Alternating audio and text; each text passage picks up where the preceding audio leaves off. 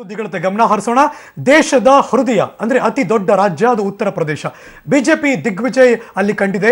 ಎಲ್ಲರ ನಿರೀಕ್ಷೆಗಳನ್ನು ಕೂಡ ತಲೆಗೆಳಗು ಮಾಡಿದಂತಹ ಮಹಾ ಫಲಿತಾಂಶವನ್ನ ನರೇಂದ್ರ ಮೋದಿ ಪಡೆಯನ್ನ ಸಂಭ್ರಮದಾಲೆಯಲ್ಲಿ ಈಗ ತೇಲಿಸಿದೆ. ಬಿಜೆಪಿ 300ರ ಗಡಿ ದಾಟಿದ್ದು ಸುಲಭವಾಗಿ ಅಧಿಕಾರವನ್ನ ತನ್ನ ಕೈಗೆ ದಕ್ಕಿಸಿಕೊಂಡಿದೆ. ಮೊದಲೇ ಅಪ್ಪ ಮಕ್ಕಳ ಜಗಳದಲ್ಲಿ ಬಡವಾಗಿದ್ದ ಸಮಾಜವಾದಿ ಪಕ್ಷ ಆಡಳಿತ ವಿರೋಧಿ ಅಲೆಗೆ ತತ್ತರಿಸಿದ್ದು ಧೂಳಿಪಟವಾಗಿದೆ. 403 ಸೀಟುಗಳ ಪೈಕಿ ಸೈಕಲ್ ಮತ್ತು ಹಸ್ತಪಕ್ಷ ಕೇವಲ ಹಾಫ್ ಸೆಂಚುರಿ ಬಾರಿಸೋದಷ್ಟೇ ಶಕ್ತವಾಯಿತು. ಇನ್ನು ಹೆಚ್ಚೇನು ನಿರೀಕ್ಷೆ ಹೊಂದಿರದ ಬಹುಜನ ಸಮಾಜ ಪಕ್ಷ 3ನೇ ಸ್ಥಾನಕ್ಕೆ ತಳ್ಳಲ್ಪಟ್ಟಿದೆ. ಈ ನಡುವೆ ಸುದ್ದಿಗೋಷ್ಠಿ ನಡೆಸಿದ ಬಿಎಸ್ಪಿ ಅಧ್ಯಕ್ಷೆ ಮಾಯಾವತಿ ಬಿಜೆಪಿ ವಿರುದ್ಧ ರಿಗ್ಗಿಂಗ್ ಆರೋಪವನ್ನು ಮಾಡಿದ್ದಾರೆ. ಯಾವುದಕ್ಕೆ ವೋಟ್ ಮಾಡಿದ್ರು ಕೂಡ ಅದು ಬಿಜೆಪಿಗೆ ಹೋಗಿದೆ ಅನ್ನೋ ಗಂಭೀರ ಆರೋಪವನ್ನು ಅವರು ಮಾಡಿದ್ದಾರೆ. ಉತ್ತರ ಪ್ರದೇಶದಲ್ಲಿ ಸದ್ಯದ ಟ್ರೆಂಡ್ ಏನಿದೆ ಅಂತ ಕೂಡ ಈಗ ನಾವು ನಿಮಗೆ ತೋರಿಸ್ತಾ ಇದ್ದೀವಿ.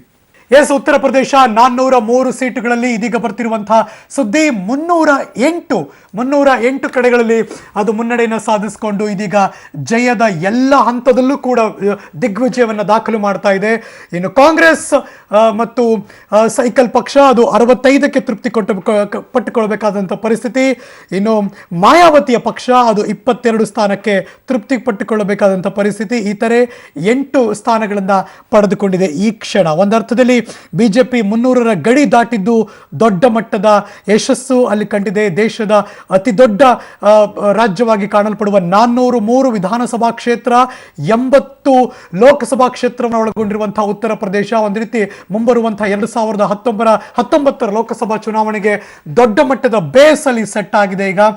ಹೀಗಾಗಿ 300ರ ಗಡಿಯನ್ನ ಉತ್ತರ ಪ್ರದೇಶ ಈಗ ದಾಟಿದೆ. ಇನ್ನು ಎಸ್ಪಿ ಮತ್ತು ಕಾಂಗ್ರೆಸ್ ಬರೀ ಹಾಫ್ ಸೆಂಚುರಿ ಗಡಿಯ ಹೊಸ್ತಿಲಲ್ಲಿ ನಿಲ್ಲಬೇಕಾದಂತಹ ಅನಿವಾರ್ಯತೆ ಅದು 55.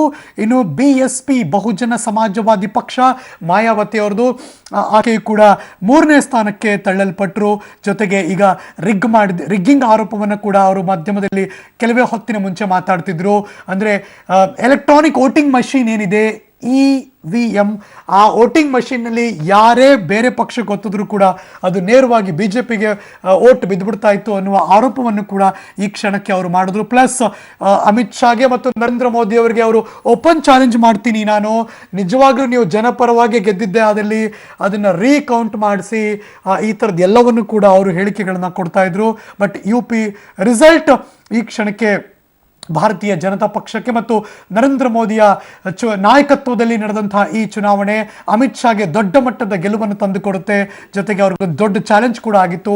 ಅದು ಉತ್ತರ ಪ್ರದೇಶವನ್ನು ಗೆಲ್ಲಿಸ್ಕೊಳ್ಳೋದಕ್ಕೆ ಹಲವಾರು ಭಾಗಗಳಲ್ಲಿ ಮುಂದಿನ ನಡೆಗಳಲ್ಲಿ ಒಂದು ಅಫ್ಕೋರ್ಸ್ ಪ್ರೆಸಿಡೆನ್ಷಿಯಲ್ ಎಲೆಕ್ಷನ್ ಆಗಿರಲಿ ಅಥವಾ ಉಪರಾಷ್ಟ್ರಪತಿಗಳ ಚುನಾವಣೆ ಆಗಿರಲಿ ಅಥವಾ ಮುಂಬರುವಂಥ ಲೋಕಸಭಾ ಚುನಾವಣೆ ಆಗಿರಲಿ ಅಥವಾ ಎಷ್ಟೋ ಸಂದರ್ಭದಲ್ಲಿ ಈ ರೀತಿ ಬೆಳವಣಿಗೆ ಪಡ್ಕೋಬೇಕಾದ್ರೆ ಮುಂಬರುವಂಥ ವಿಧಾನಸಭಾ ಚುನಾವಣೆ ಬೇರೆ ಬೇರೆ ರಾಜ್ಯದಲ್ಲಿ ಎಲ್ಲೆಲ್ಲಿ ಹೋಗ್ತಿರುತ್ತೆ ಅಲ್ಲೂ ಕೂಡ ಇದು ಪ್ರಭಾವವನ್ನು ಬೀರುತ್ತೆ. ಕೆಲವೇ ಕ್ಷಣದಲ್ಲೂ ಕೂಡ ಉತ್ತರ ಪ್ರದೇಶದಲ್ಲಿ ನೀವು ನೋಡ್ತಿದ್ದೀರಾ ಅಮಿತ್ ಶಾ ಇದೀಗ ದೊಡ್ಡ ಮಟ್ಟದ ಸಂಭ್ರಮ ಅಲ್ಲಿ ಮನೆ ಮಾಡಿದೆ. ಎಲ್ಲೆಂದರಲ್ಲಿ ಕೂಡ ಜೈಕಾರ ಅದು ನರೇಂದ್ರ ಮೋದಿಗೆ. ಇದು ಭಾರತೀಯ ಜನತಾ ಪಕ್ಷದ ಕಚೇರಿ ಉತ್ತರ ಪ್ರದೇಶದಲ್ಲಿ.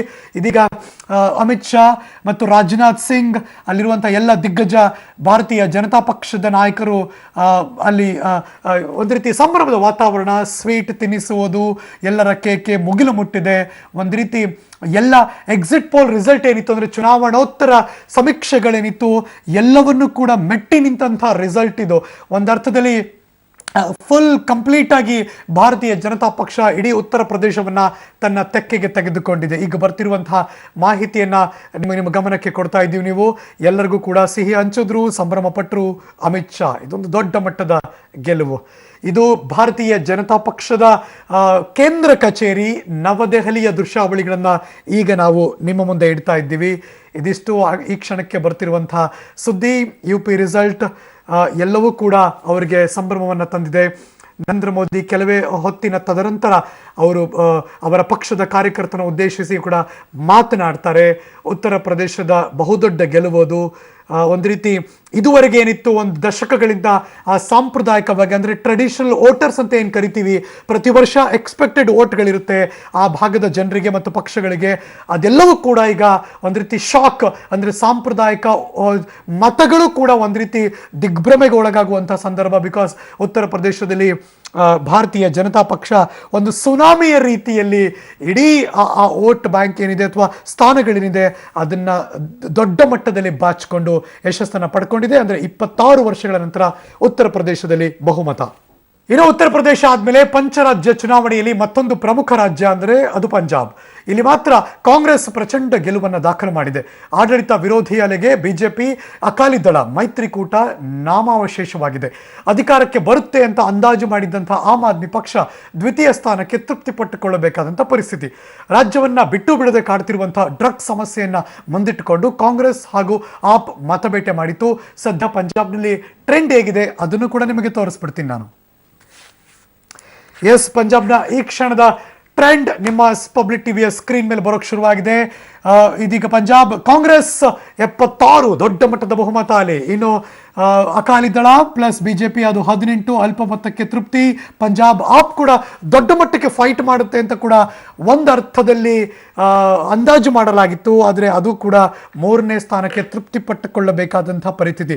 ಇಂಡಿಯನ್ ನ್ಯಾಷನಲ್ ಕಾಂಗ್ರೆಸ್ 76 ಸ್ಥಾನಗಳನ್ನು ಪಡ್ಕೊಂಡು ಜಯಬೇರಿ.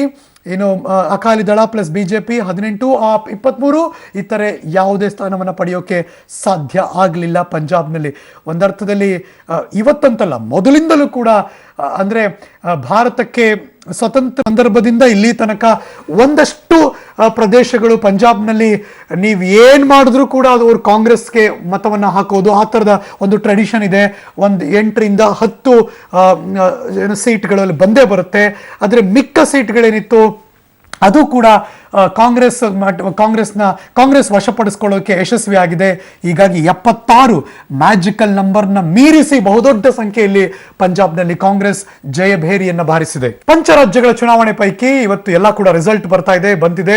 ಉತ್ತರ ಪ್ರದೇಶ ಆಯಿತು, ಪಂಜಾಬ್ ಆಯಿತು. ಮಿಕ್ಕ 3 ಕ್ಷೇತ್ರಗಳು ಕೂಡ ಹೇಗಿತ್ತು ಅಂತ ನಿಮ್ಮ ಮುಂದೆ ಇಡ್ತೀವಿ. ರಾಜ್ಯದ ಬೆಳವಣಿಗೆಗಳ ಬಗ್ಗೆ ಮಾತಾಡ್ತೀವಿ.